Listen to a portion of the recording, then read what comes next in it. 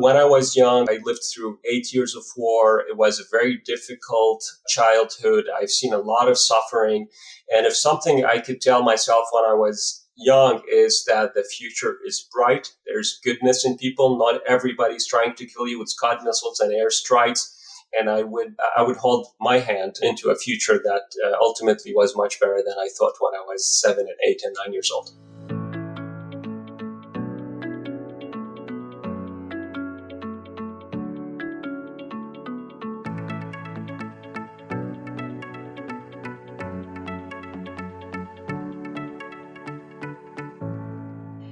I'm Aoife Devitt, and welcome to the 50 Faces podcast, a podcast committed to revealing the richness and diversity of the world of investment by focusing on its people and their stories. I'm joined today by Nawar Alsaadi, who is a senior portfolio manager in ESG investing at Canada Post and previously worked as a long-only portfolio manager. He has led product development for ESG product research and spent time as a private ESG investor. All of the views expressed in this podcast are his personal views and not that of Canada Post or any other organisation. Welcome, Nawar. Thanks for joining me today. Yes, hello. Thank you for having me, Aoife. We got to know each other through the wonderful forum of LinkedIn and some of your absolutely fascinating and intriguing posts that you've put up there around ESG and thinking in that domain. But I do want to go back before we dive into that and to talk about your background and how the investment world and all of this became something you wanted to pursue. Can you start us there?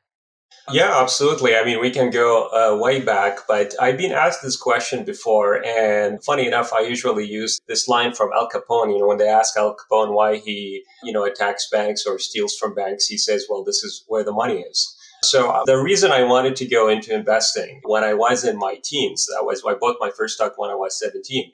It was really about the money. I mean, I wanted to be wealthy. I wanted to be successful.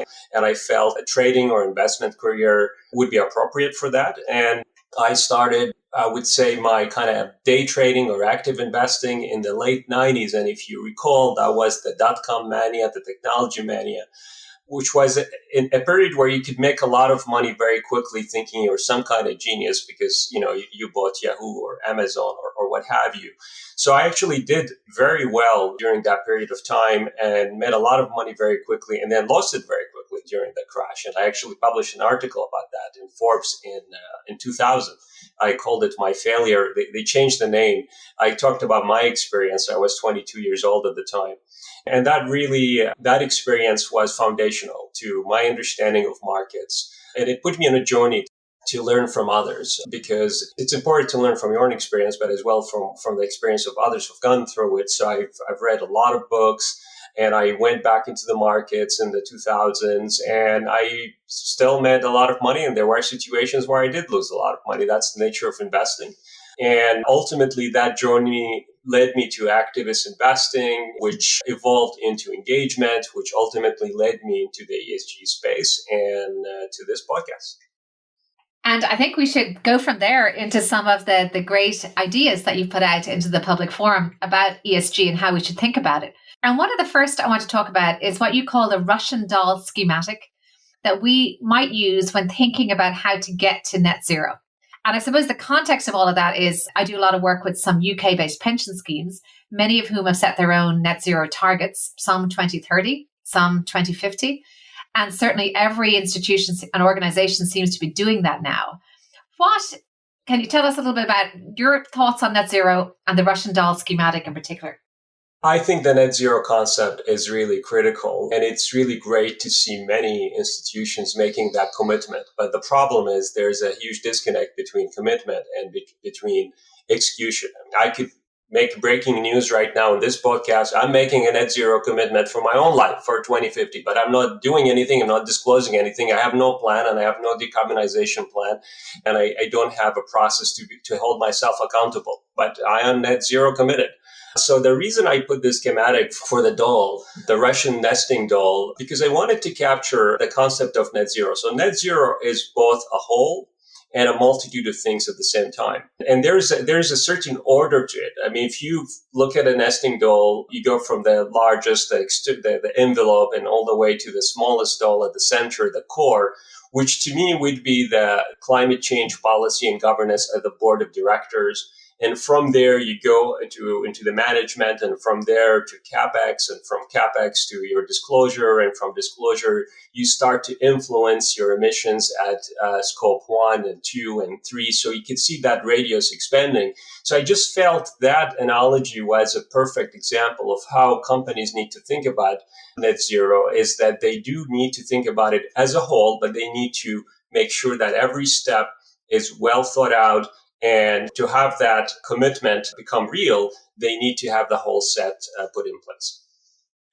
And let's just maybe think about some of those steps. So some of the clear first steps are the reduction, say, of the carbon footprint of, say, a public equity portfolio. And that's something that maybe can be measured. Maybe it's less reliable than we would hope. And then the other part might be a portfolio of offsets, say, or carbon capture technologies or solutions. How do you think about those different buckets? So, from a financial institution point of view, you could be looking at your emissions, at your finance emissions, which would be, in the case of financial institution, scope 3 emissions, and you could manage those within the confines of the portfolio. You can switch, you can shuffle within sectors, you can go for lower emitting companies, or you can engage with companies. But ultimately, if your focus is about managing the emissions within your portfolio, you're not necessarily managing emissions in the real world. And why managing emissions in the real world matters, because the risk to your portfolio, and now we go back to financial institutions. If you're a universal asset owner, or if you're a large financial institution, if you remove or constrain emissions in your public equities portfolio just at the portfolio level, you do not eliminate risk to the rest of their portfolio, whether it's private equity or infrastructure or bonds, because it's a systematic risk that you're trying to manage through different channels, whether it's public equities, whether it's fixed income, whether it's private assets. So that's the way I think. It's not always well understood to be, asset managers or asset owners, they operate in their own buckets. So the equity team is managing, the fixed income team is managing, but the nature of climate change is universal. I call it lateral climate risk, because it goes from one asset to another asset. So the way I think about it is you have to really manage this holistically. It cannot be just one asset class. And let's move then to your thoughts on education and shaping thinking. And clearly, I would imagine that's why you put so much on LinkedIn, as you want to make a contribution to shaping that thinking. How important is that? And what role do metrics play in all of that? Yeah, I am a very big believer in education. Maybe I was brought up as well this way. My parents kind of ingrained that idea of that education is key. There's an African proverb that talks about education, and education of women in particular. It's say, if you educate a woman, you educate a nation; you educate a man, you educate an individual. But it just kind of taking this idea of education, I shared it in LinkedIn from a sustainability perspective, and why education is important from a sustainability perspective. And I'm talking really not just education outside of the workplace, really within the workplace, because sustainability is not a top-down order. You can't have the board and senior management demanding that everything has to be sustainable. Yes, of course, it is within their power to do it, and they could put frameworks, but they need to explain why it matters. And if they do explain and educate why it matters, ultimately, sustainability within an organization becomes a driver for innovation across teams, from the lower echelon to the highest echelon, because that's the way sustainability operates. It's not first, many sustainability concepts are not well defined and they're not mature. In our thinking around them, we still require a lot of innovation, not just around climate change. Obviously, there's biodiversity, there's social sustainability, there's governance sustainability. All these areas require a full understanding of why sustainability creates value at multiple levels. And once this concept is absorbed, then you let that organization in its entirety to move forward in adding value. And you need to surface that thinking from the bottom to the top and vice versa. That's why I think education is the key to moving us forward into a sustainable economy, because we need everybody to understand why sustainability matters and how they could apply it, and they could apply their own skill set to advance our sustainability objectives as a society. And clearly, we're getting that now in the industry. We're seeing sustainability teams. We're seeing ESG risk being looked at across entire investment processes. And one area I think it's a little bit lacking, but it's so essential, is at the board level. the idea of a climate confident board and a board that feels, board members that feel well versed in some of the jargon and in some of the concepts. And I think also recognizing, as you mentioned, that it is continuously evolving. So there's no definitive textbook on the subject. It's going to be about constantly learning. How do you suggest we can address that with, say, board members? You work at a large allocator. How can you bring in those external board members to the table so they can make a contribution? Well, I mean, that's a great question. And increasingly, we're having more and more tools. I mean, just give you an idea, I'm doing my level 4 climate change investing certification with the CFA UK, just launched this year. Well, any board member can go sign in and do it. So now they have credible organizations talking about climate change and sustainability in an investment business setting. So I think that we have tools that are available. Obviously, everybody need to capitalize on that, especially if they are in a decision-making position. I would say the boards also, considering their fiduciary responsibility and considering the nature of climate risk and sustainability risks, there's total alignment between their focus on climate change and its impact, and especially in the context of stakeholder capitalism, where these issues are impacting multiple stakeholders, then obviously they need to familiarize themselves with the precepts of sustainability. And shareholders here have a role to play because we are ultimately responsible to hold the board members accountable for delivering on what they need to deliver. So shareholders need to be engaging the boards to make sure that the boards are climate aware. We understand that there are human limitations, that there's a knowledge base that needs to grow. We can't just turn a board into a bunch of climate experts overnight, but we need to have that commitment. It's similar to what we talked about in terms of net zero. Okay, you made the commitment to make the board climate aware. What are you doing about that? Are you bringing new board members that have that expertise? Are you training existing board members? Are you engaging with other stakeholders to understand what you need to do? So for me, it's all about the will, and then you could find a way. And I think boards need to think about it in this way and demonstrate their commitment to having that, to developing that skill set. And I want to move now to talking about managing equities, because clearly this engagement versus divestment debate has been raging for at least a decade among shareholders and institutional investors. We've seen with the recent developments in Russia and Ukraine that there is an ability to divest pretty quickly on whether they call them ESG grounds, but certainly on policy grounds. Can you talk to us about your position on engagement versus divestment? And in particular, I'd like to dig into a really interesting concept you have around regret, say, having invested once in companies that you may now shun. Let me start with regret because I can build on that perhaps. So when I started my investment career, I did not care whatsoever about environmental factors or governance social. I had notions about these things. It's not that I would make money at any price, but these things did not really register very highly in my thinking. And I would say that something that comes with success in a financial setting is you start to have more resources and you start to take larger positions, and then you can start, engaging with companies from a different level, different perspective. So I reached that point in around 2010 where I was in a position where I could get 3, 4, 5% position in companies and engage with them. And when I look back at the engagements I've led and the activist battles I've led, I put a lot of emphasis on corporate strategy, a lot of emphasis on governance alignment with the interests of shareholders. I did touch, I would say, on social issues in the context of working conditions and making sure that the companies I was involved with did not penalize their employees to restructure, for example.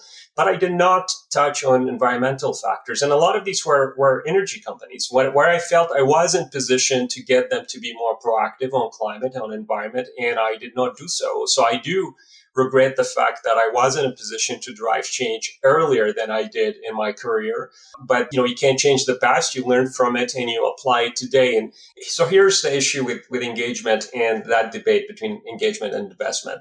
It is often the case, but not always, that engagement is used as a cop-out from actually doing what you have to do. because engagement is not a well-defined concept in the mind of many. I could go and pick up the phone tomorrow, talk to the CEO of company X, and I say, I am concerned about your climate policy. And the individual says, yeah, we hear you, and we're thinking about it. Then I come and I report, well, I'm engaging with company X. I talked to the CEO, and they are thinking about it. And what did I accomplish? Not much, because I'm probably not the only person that have informed that executive of that issue. So engagement, in my opinion, is being an overused concept, because a lot of people don't want to pursue divestment as strategy, worrying about the impact on returns. Now, of course, a lot of these institutions have fiduciary responsibilities. They need to generate return. These are not charitable institutions. So I understand the reluctance to pursue divestment. And divestment may not be the best policy. As if you look at the research, the empirical research, you can't really deprive companies from capital to a point where they will change their behavior. It's not there. So what happens, it becomes mostly a publicity stunt, or could be driven by conviction. But so divestment may not be the best approach from that perspective. So that takes us back to engagement. But for me, engagement is a risk management tool. You are basically managing risk as part of your fiduciary responsibility. The complexity of engagement, it goes out of the two-dimensional world of a spreadsheet where you're looking at different factors and you're saying, I'm going to shift out of this company, get into that company, change the mix, change the strategic asset allocation. And you actually have to reach into the real world and change company strategies. But to do that, you require a very different mindset and set of resources, both human and logistics, for you actually to get companies to change strategies. It's a very complex piece of work, and you cannot do it with thousands of companies. A company has a dedicated board for strategy. And what do you have on the other hand on the institutional side? You have an analyst who looked at it for 1 hour because they have to look for another 100 companies, and they're going to tell that board of directors, this is the strategy you have to pursue today. I think that's a tall order. So I think that's one of the complexity was when it comes to engagement. It's the right approach, but we don't have the right structures or the mindset for it. Maybe the next follow-up question is, how do we get there? Clearly we've seen this through engine number one, putting board members in place who can then influence strategy and accelerate maybe a transition that was not happening quickly enough. How would you suggest we can have moved towards more effective engagement? So, well, if you actually today, talking about LinkedIn, I put a post about the fact that CA 100 published their assessment of the state of the companies they are engaging with. And the assessment, I don't think, was very promising. It's less than 1 out of 5 companies actually have an effective decarbonization strategy. None of them have CapEx that is allocated with their plans for decarbonization. And ultimately, it's where you put the money, which is where the CapEx goes. So that's a very important metric. So I do believe what engine number one did was important and critical. And actually, a few months, and I'm not taking credit for what engine number one did, but a few months before that, I published an article called It's Time for Sustainable Activism, where I argued for exactly what engine number one did, where I said that we do need to approach companies with a mindset that we're ready to change the composition of the board to force a sustainable strategy. And that's what we need to think about at a larger scale. Engine number one has tackled the issue with one company. They're talking to other companies. We need to do this with thousands of companies. And institutions need to be comfortable with the idea that they will have to be more assertive. So one of the discussions that I've noticed have taken place since the CA 100 report was published is that there's a discussion around having more clarity around escalation strategies for CA 100 participants. And I think the key is escalation. Escalation means you have to submit shareholder resolutions. It means you have to maybe publicly, shame companies and issue press releases. And it also means that you may have to be involved in proxy battles. How many institutions are ready to do that? Not many, but that's what they need to do. If they want to manage this risk effectively, it's not to be disruptive. It's about managing risk. If that's what your commitment is, then you have to have put in place the tools. And most importantly, the mindset that this is a new way to manage risk and it requires a new way of thinking. It is all just about having teeth, isn't it? It's not just about the theory, it's about converting it into practice in a kind of a meaningful way. And I think that that's very helpful how you've summarized that. I knew we'd have lots to talk about, so I'm delighted we've got through so many topics.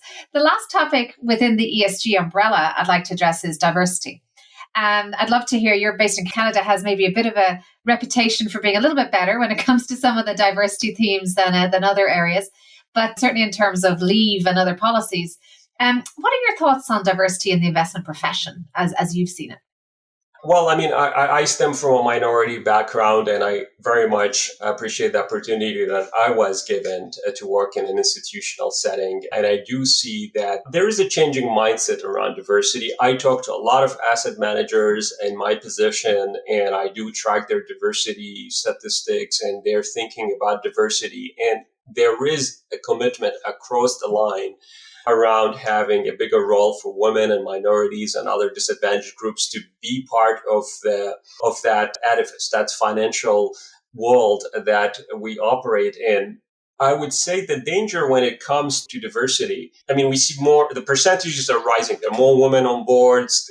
There are increasingly more minorities working. It's still more to be done. But what worries me is that diversity is not just about social equity and equal opportunity. It's also about a diversity of thought. If you bring these individuals in and you shut yourself to their thinking, well, you're not actually benefiting from one of the potentially greatest empirical benefits of diversity is that companies that have diverse thought do perform better and do have better return on capital and do have higher share prices over the long term. What I noticed, me personally, as somebody who has a very different background from many of my colleagues, often when I work in large institutions, it's basically you have to buy into our thinking process. They're not open to diversity of thought. So I think the next step we need to do, and we need to measure, and we don't have metrics around that because a lot of this actually ties to culture, and we struggle to measure culture in organizations. We have to measure how this diversity is changing the thought process within these institutions around all the issues that their businesses entail, whether it's social, environmental, or financial. So I think the challenge there is, okay, you have these people inside these institutions. Do they have a voice? And are you changing because of that voice? Again, it's about having teeth. Right? The policy is not just existing, but also the inclusion factor being so key. Well, that's been a wonderful discussion. I'd like to just end with returning to some personal reflections. So we've spoken a bit about your career. Have there been any particular setbacks or challenges in there that you've learned lessons from? Plenty. I actually wrote a whole book in 2014 called The Bull of Heaven that talked about my personal experience in financial markets. I would say one of the biggest lessons I learned is that I have no monopoly over the truth, that the financial markets are bigger than me or a single individual. You may have a streak of luck. Ultimately, your luck runs out. You have to be very respectful and thoughtful about the way others see the world and incorporate that into your thinking. So I would say the biggest lesson is you need to keep an open mind. And within that open mind, something on a personal level that I resisted for a while, and despite what we've been talking about, is change. I was somebody who was looking to reach a certain level and stay there, which is, in a way, it's a sort of death, if you paraphrase the writer Ennius Nin. So for me, change is something that is critical in our industry. You have to embrace change. It doesn't mean you have to accept every change and make it your own as soon as you come across it. But ultimately, there are trends such as the sustainability revolution we're going through, where if you fight it, you will be tilting against windmills. So you have to accept and understand that change. And I think that's one of the lessons I've learned is I need to capitalize and actually, instead of looking at these things as a headwind, look at them as a tailwind. Well, we've spoken a lot about some of the authors. You cited some quotes, and you clearly are a prolific reader. Have there been any key people or mentors or just people you've looked up to along your career that you can mention? I would say actually a person that inspired me, who's an artist and also a poet, is my mother. My mother has instilled in me the idea that nothing is impossible. And I quickly can tell you the story of when my father was arrested by the Saddam regime when I was 7 years old. And he was sentenced to 25 years in prison because he was critical of the Saddam Hussein regime. everybody lost hope. I mean, they took our home. We were destitute. We were in a difficult situation. And my mother never lost hope. And she said, I'm going to get your father out of prison. And that was in the 1980s, Saddam at the height of his power. And she managed to meet with Saddam Hussein. She's a painter, so she made that amazing painting. She gifted it to him on his birthday. She asked for a meeting with him. He met with her. And as she cried, he told her, I mean, she was very emotional. He told her, what can I do to, repay you for this gift? And she said, I want the father of my children to be released. And my father was released because of her request. So she showed me that, if you have determination, creativity, and you have this hope that you can change things and you will reach the highest level to get to what you want, you can get it done. And that has driven me throughout my career. That's an extraordinary story. Thank you for sharing that. What an amazing woman. And were there any key pieces of advice, perhaps, that you've heard over the years, or any creed or motto that you live by? I would say watch, but don't judge. We quickly jump to conclusions about people. I can assure you, people have already taken an opinion on me by now. They've judged what I said either in the positive or the negative. I urge them not to judge what I said, just to listen to what I said and to reflect about it without the weight of their history and their personal experience. Go back to Annie Isned. She said, we see things as we are, not as they are. That's very important on a personal level, but also very important as well from an investment perspective. If you're an investment professional and you're looking at investment from your lens, you're not seeing the reality of it. So I would say that the lesson that I try to pursue all the time, that I would advise people to pursue, is to just watch without that lens of your background and your thinking. Ultimately, at some point, you may develop some kind of position on things. It doesn't mean you may see an atrocity and you say, well, I have to think down. And look at the Russian invasion of Ukraine. I think you can have a position on that pretty quickly. But in most cases, people rush to judgment, I think, before they have sufficient information. So just observe and don't judge. Reminds me of a wonderful expression I heard recently on another podcast, which was, be curious, not judgmental. I've tried to remember that because I think it's a very similar principle. And finally, do you have any advice for your younger self? Is there anything you know now that you wish you had known as you embarked upon your investment career? Well, I would tell my younger self to listen to this podcast because it actually encapsulates a lot of my thinking today. I would have avoided myself a lot of pain if I would have understood these lessons at a younger age, whether it is observing without judging, whether it is being open to change and accepting that the world is changing and I have to embrace it. When I was young, I lived through 8 years of war. It was a very difficult childhood. I've seen a lot of suffering. And if something I could tell myself when I was young is that the future is bright. There's goodness in people. Not everybody's trying to kill you with Scud missiles and airstrikes. And I would hold my hand into a future that ultimately was much better than I thought when I was 7 and 8 and 9 years old. Well, thank you so much, Nawar. This podcast has been a reminder for me that patience is a virtue. I was patient. I knew that you would have a wonderful set of thoughts for us, and I was absolutely right.